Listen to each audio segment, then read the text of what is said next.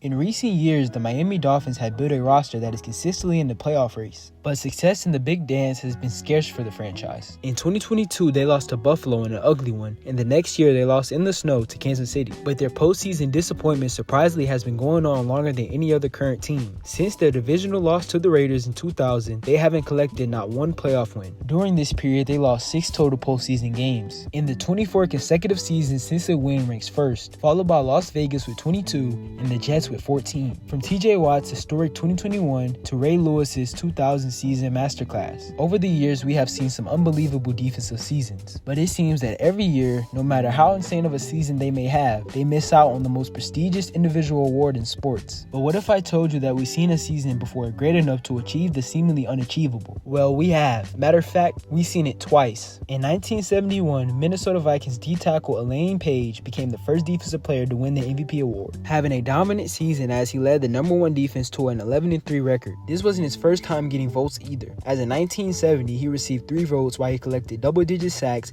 and a whopping 7 fumble recoveries. The last defensive MVP season came in 1986 with Lawrence Taylor's legendary campaign. This season, LT embodied dominant as he recorded 20.5 sacks, at the time ranking second all-time, along with leading the #2 ranked defense to a 14-2 record, as well as the Giants capturing the 1986 Lombardi Trophy. These 2 seasons still sit as the only 2 defensive MVP seasons in NFL history, and with the current trajectory of the MVP award heading towards a prominent QB pool, it's safe to say we won't see this feat duplicated anytime soon. The receiver position has been the one position that has overall benefited from the rise of the QB. Despite this, one particular stat has been neutralized due to the volume of receptions wideouts receive nowadays. Yards per reception calculates the average amount of yards a player gains per catch. In 2024, the highest yards per reception by a player with minimum 1,000 yards was Jamison Williams at 17.3. Now let's compare this to the highest yards per reception in the season with minimum 1,000 yards receiving. In 1964, Elbert DeBinion put up a season for the ages. He ranked 4th in receiving yards that year in the AFL with 1,139 yards.